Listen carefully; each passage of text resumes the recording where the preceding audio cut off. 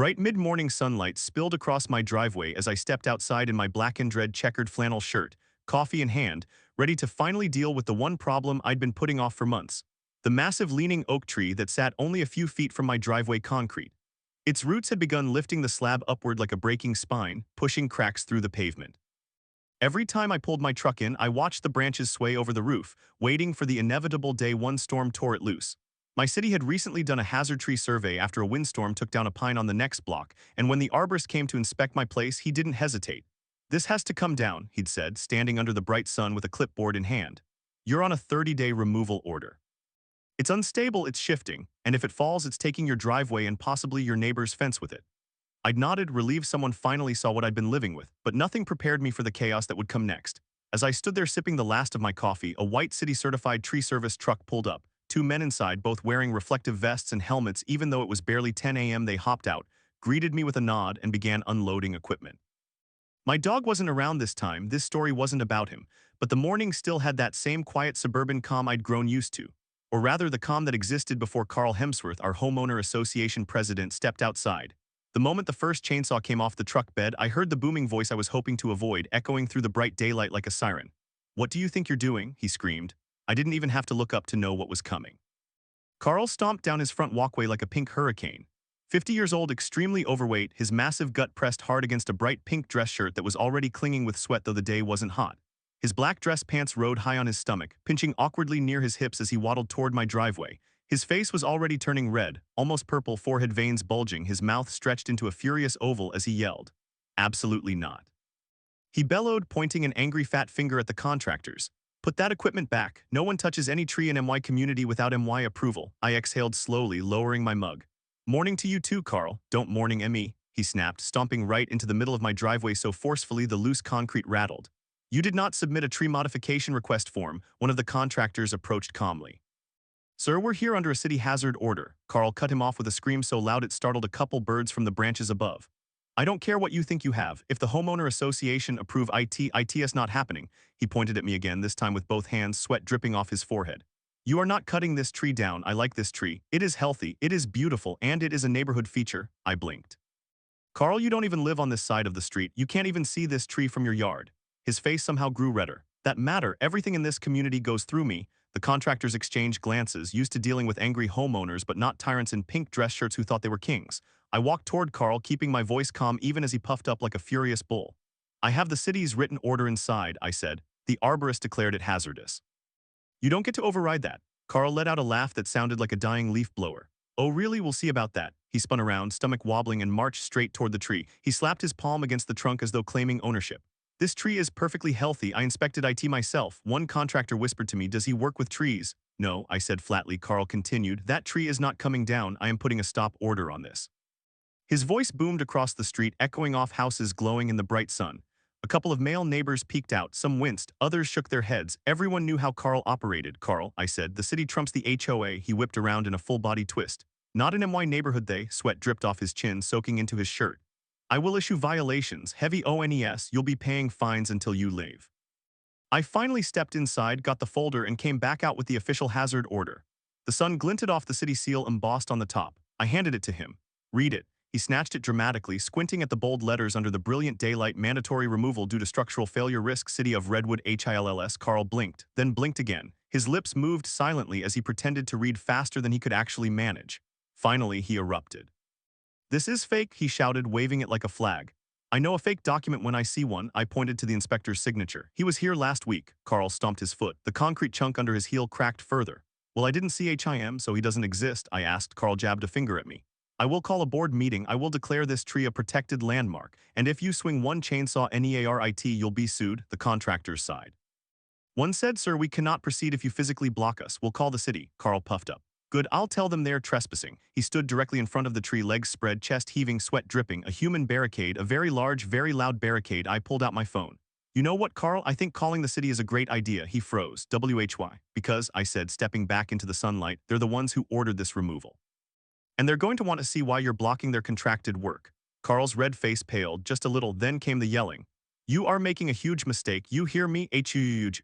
But even as he screamed, I could see the panic flickering in his eyes, because a man like Carl thrives on fear, and the one thing he could never handle was someone calling his bluff. The city didn't take long.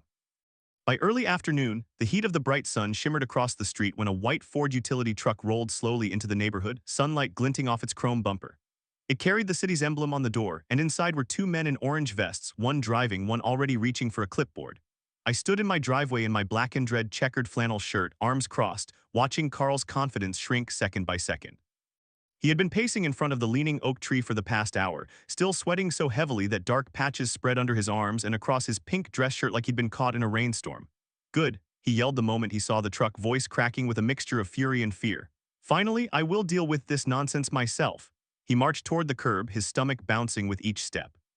But when the truck door opened and the city arborist stepped out, the same man who had inspected my tree the week prior, Carl's entire expression twitched. The arborist, a tall, lean man in his 50s with short-cropped gray hair, looked at Carl with a raised eyebrow. "Mr. Hemsworth again?" he said, flipping open his clipboard. A couple of male neighbors had gathered on their porches, some leaning on railings, others pretending to water lawns but clearly listening. All under bright daylight, nothing to hide behind. "Yes, again," Carl barked, sweat flinging off his chin. "This man is illegally cutting down community property." The arborist calmly looked at me. "Is he still claiming it's community property?" "Apparently," I said, "despite it being 10 feet inside my boundary line." The arborist sighed and stepped directly in front of Carl. "Sir, the tree is on private property. The city has already issued a formal hazard removal order. You do not have authority over it." Carl's face turned a deeper, almost alarming shade of red. "I have authority over everything in this community," he roared. "Everything. I am the president." The arborist didn't flinch. "And I'm the man responsible for public safety," he replied. "This tree is unstable, you see this." He pressed his boot against the lifted driveway slab and it shifted visibly. "That's root heave. The tree is pulling itself out of the soil. A strong gust could put it across the street." He pointed to the cracked trunk seam, illuminated clearly in the bright sun. "This split is widening. It's a recorded hazard." "I don't care," Carl shouted, spit flying. "You can't cut it's beautiful. I like it." "It is also dangerous," the arborist said, "and it must be removed." Carl pointed a shaking finger at him. "That is an opinion." The arborist snapped his folder shut. "No, that is the law." Carl blinked, stunned, then sputtered.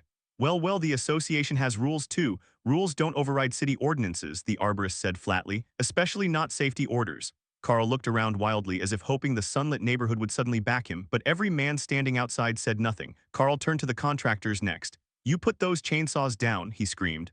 "I forbid this."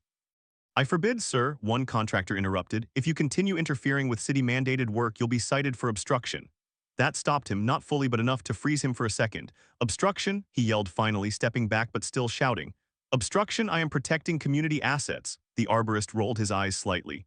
"Sir, I'm giving you one final warning. Stand aside." Carl puffed his chest, wiped sweat from his forehead, and marched backward until he was directly blocking the tree again.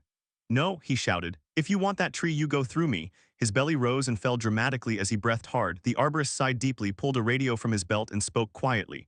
"Unit 5, we need an officer at Redwood Hills HOA, possible obstruction." Carl's eyes widened. "You called the police?" "No," the arborist said calmly. "You called the police by ignoring 3 warnings." Carl stammered. You can't do that." "I just did," the arborist replied. "The police car arrived faster than I expected. Its approach echoed clearly through the warm air, no sirens, just a soft rumble as it turned onto the street. A uniformed male officer stepped out, sunglasses reflecting the bright sky. He greeted the arborist, glanced at the tree, then turned to Carl. "Sir, step aside." Carl stiffened. "This is MY community." "You can't order me, sir," the officer repeated with a calm, stern voice. "Step aside now." This is abuse of power," Carl sputtered, sweating even harder. The officer took out a citation pad. "If you continue blocking contractors performing a lawful hazard removal, you will be cited." Carl looked like he might explode. His entire shirt was drenched, his face was purple, but slowly, very slowly, he stepped aside, not quietly though. "This isn't over," he screamed. "You're all making a mistake, a huge mistake." The contractors didn't wait another second. They fired up the chainsaws, loud, mechanical, slicing through the silence, and several neighbors flinched at the sudden roar. Carl flinched too, as though the sound personally offended him. He cupped his hands around his mouth and shouted over the cutting noise, "You're destroying art, you're destroying history. Then came the moment that silenced him, a loud crack. The bright sun illuminated the split forming through the trunk, widening in a clear line. Another crack. The contractors shouted warnings. The arborist backed up. I stepped away. Carl screamed again, but this time it wasn't anger, it was panic. And then in one long ripping sound, the tree leaned forward, snapped from its base, and fell directly across my driveway, crushing the slab beneath it exactly as the arborist predicted. Dust and wood splinters rose into the sunlight. Everyone stared. Carl's jaw fell open. His face went white. I turned to him. Still think it was healthy? He didn't answer. He couldn't, because for the first time Carl finally realized he'd been wrong, and that was a disaster worse than any falling tree in his mind. The fallen trunk still lay across my driveway when the dust settled in the afternoon sun, its massive weight pressing the cracked concrete deeper into the soil, and for the first time since this entire fight began, Carl stood absolutely speechless. His bright pink dress shirt clung to him like a wet rag, soaked with sweat from chest to hem, darkening the fabric until it looked almost purple in places. He blinked rapidly, stunned, wobbling on his feet as he stared at the giant timber sprawled before him. For a moment I almost felt sorry for him, almost. But then he snapped back to life, shaking with outrage, face flushing again into that familiar volcanic red. This is destruction. He shouted at the city arborist, ignoring the deep split in the tree trunk that exposed rot like a wound. You destroyed a perfectly healthy tree, the arborist walked over calmly, kneeling beside the exposed roots. Sir, look. Even from where I stood in the sunlight, I could see it, wet, dark decay spreading through the core, termite channels, fungus patches, dead wood. The trunk practically crumbled under the arborist's boot as he pressed into it. This tree has been dying for years, he said. If it fell toward the street, someone could have been hurt. Carl stared, trembling with indignation, but unable to refute what was obvious to every man watching. The officer crossed his arms.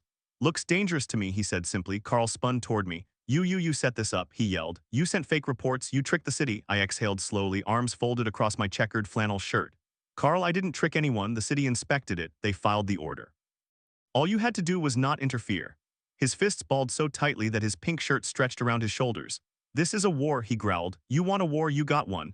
Then he stormed off, stomping down the street toward his house, nearly tripping over the uneven concrete. The officer shook his head. We'll file a report on the obstruction, he said to the arborist. You want us to come back if he escalates? Probably, the arborist replied. Men like him don't calm down.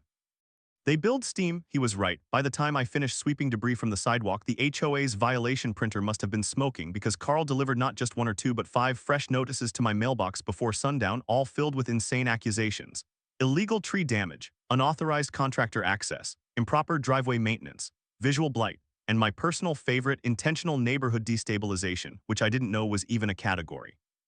He slapped those papers onto my mailbox like a deranged mailman, each thump louder than the last, yelling at no one in particular as he waddled back toward his house, sweat spraying off him in the harsh light.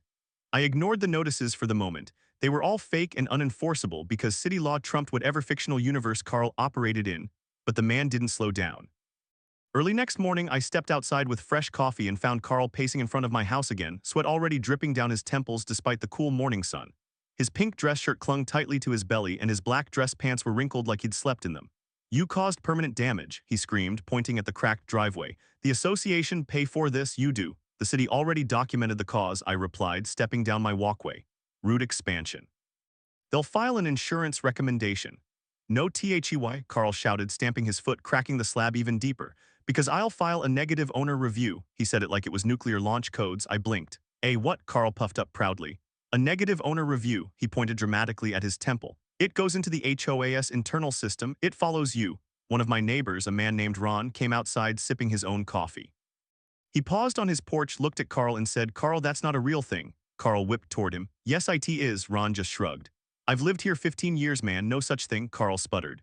Well, it is now. Then he stomped away. By noon another violation arrived, this time taped across my front door like a ransom note. The sun lit the page clearly, mandatory restoration fee $4,200. I laughed, out loud.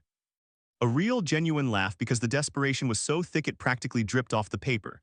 30 minutes later, while I was in my garage photographing the driveway damage for my records, I heard Carl's voice again.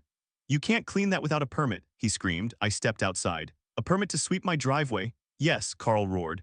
A driveway restoration permit, I'm writing it up right now.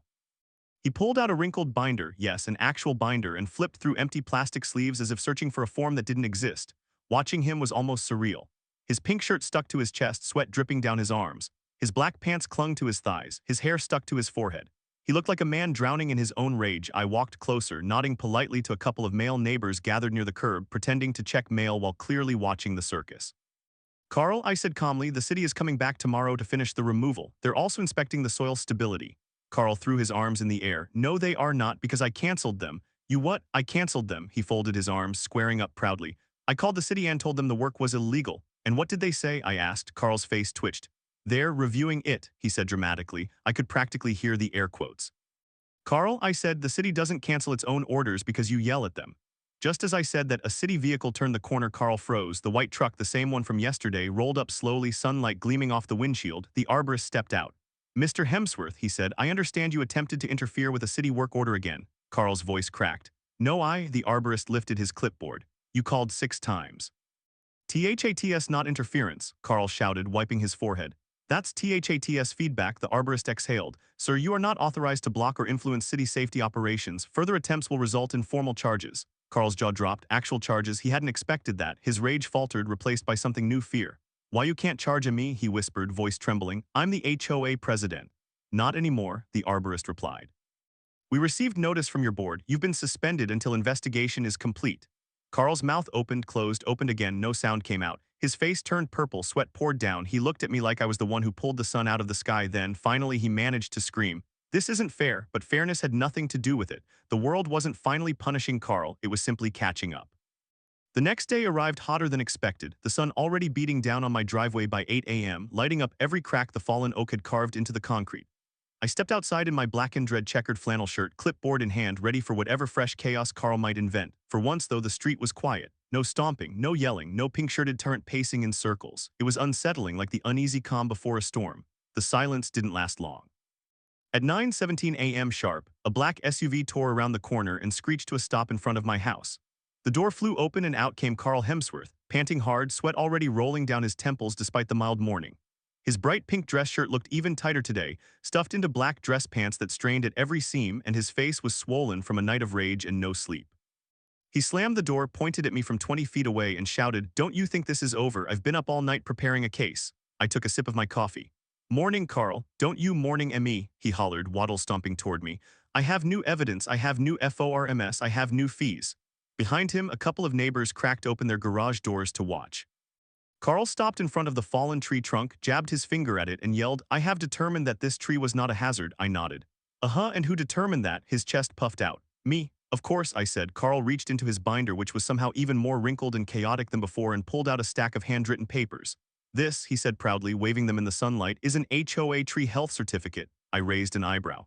Tree health certificate? Yes, he bellowed. Certified by me. The contractors who'd returned to finish stump grinding paused mid-step. One whispered, Is he serious? Another replied, He wrote it with a blue crayon. Carl shoved a page toward me. It read, Tree Health, Excellent, authorized by President Carl H., certificate number 0000001. Carl, I said, you can't just write your own certificate. He stomped his foot. Yes, I can. I am the authority here. You were suspended, I reminded him. His left eye twitched so violently I thought it might shut permanently. Only temporarily, he screamed. And I am still the president until removal vote. No, a voice said behind him, You're not. We both turned. 3 male board members, Greg, Leonard, and Samuel, approached, all in plain shirts and slacks, standing tall in the bright sunlight. They carried clipboards, official forms, and a seriousness that even Carl couldn't intimidate. Samuel stepped forward. Carl, your suspension stands, and until the vote next week, you have zero authority over any HOA function. Carl's jaw dropped. You can't do this to me, Leonard said. We didn't, you did it to yourself. Carl whipped back toward me. You told them lies about me, Carl, I said. You screamed them in the street. He let out a guttural growl, sweating so heavily now that droplets flicked from his chin when he shook his head. Then he pointed at the board, finger trembling. You want to play GAMES? He roared. I'll show you GAMES. He stormed back to his SUV, opened the trunk, and pulled out a megaphone. Yes, a bright blue megaphone. Under the blazing sunlight, he held it triumphantly like Excalibur. Greg muttered, Oh, for the love of Carl, clicked it on. Feedback screeched across the street, causing birds to flee the trees. Then his amplified voice boomed. Attention, attention, all neighborhood residents.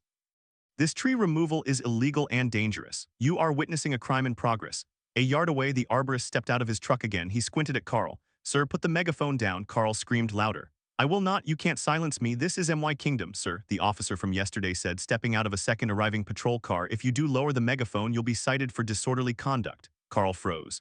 Disorderly what, me? You're yelling through a megaphone at licensed city workers, the officer said. Carl puffed up.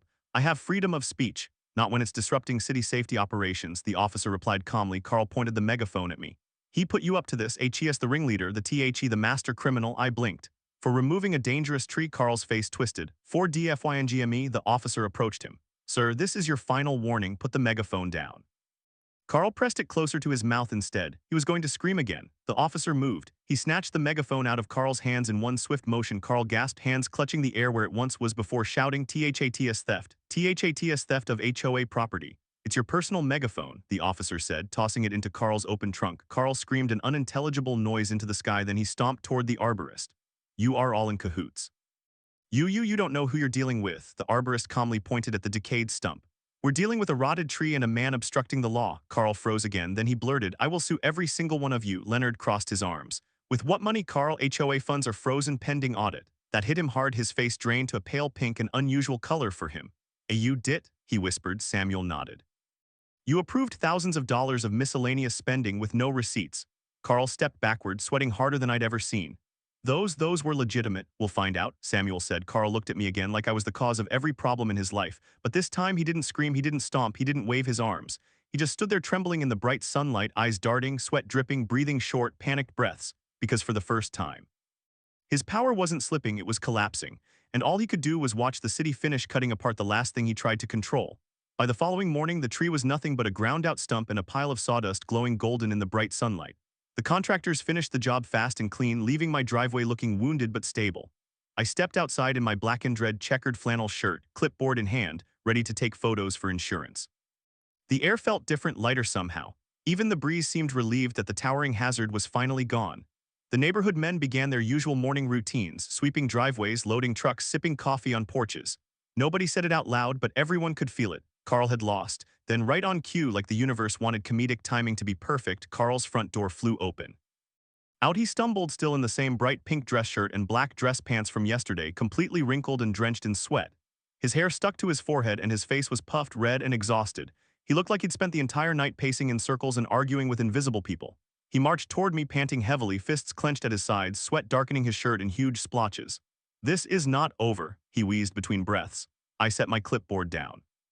Morning, Carl, stop saying morning like you're smarter than me, he exploded, voice cracking. You think you've won something? You think a tree makes you a hero? I blinked slowly. No, Carl, I think safety makes me reasonable. That only made him louder. Reasonable? You DFID the association, you broke the rules, you committed property sabotage. I stared. Property sabotage? Carl jabbed his finger toward the stump. Yes. You destroyed a natural landmark and caused a safety issue. A few neighbors chuckled quietly. Carl, I said, the tree was the safety issue. He turned purple again. No, it wasn't you forged evidence. Really? Asked a calm voice behind him. We both turned. 3 city representatives approached, 2 inspectors and 1 zoning officer, all male, all holding clipboards and tablets. They walked with purpose, sunlight flashing off their badges. The lead inspector, a tall guy with a sun-faded cap and reflective vest, stepped forward.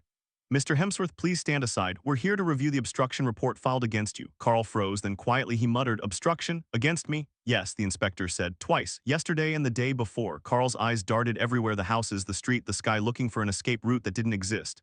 I was acting in community interest, he shouted desperately. Another inspector lifted a tablet. Sir, the footage we reviewed shows you screaming at contractors, blocking a hazard removal and attempting to cancel city-authorized work without authority.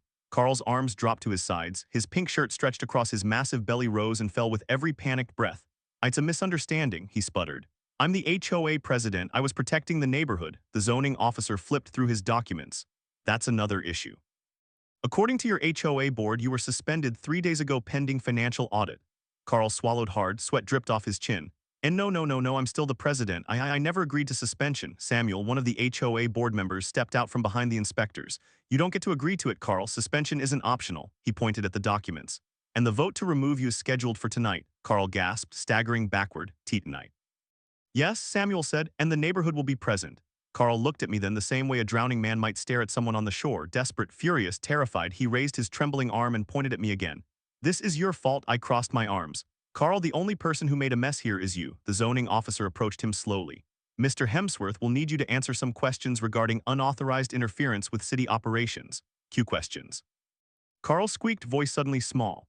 Yes, sir, the officer said. You can come voluntarily or we can escalate it. Carl's eyes widened. Escalate, this is harassment, this is political. No, the officer replied, this is safety law. For the first time since I'd met him, Carl didn't yell, he didn't argue, he didn't puff his chest, he just sagged. The sweat, the stress, the endless tantrums had finally crushed him. With shaking hands, he nodded and let the officers escort him toward their vehicle. The neighborhood men watched silently from their porches, some folding their arms, some shaking their heads, all relieved. As Carl passed in front of my driveway, he whispered, not yelled, not barked, whispered, you ruined my life. No, Carl, I said quietly, you did. He was placed in the backseat, not arrested, but detained for questioning. When the door shut and the car began rolling away, the neighborhood exhaled as one finally peace. The vote that evening was swift. The clubhouse was full, every male homeowner present.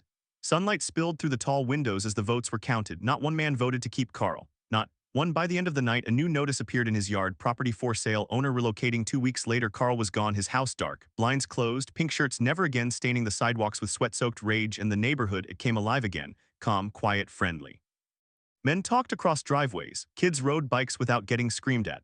My dog, who had been through his own battles and other stories, rested peacefully without chaos or shouting. One evening, as golden sunlight washed across my freshly repaired driveway, my neighbor Ron walked over holding 2 cold drinks.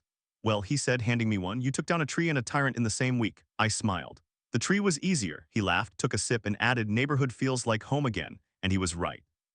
Because for the first time in years there was no yelling, no threats, no pink-shirted dictator waddling around in the heat.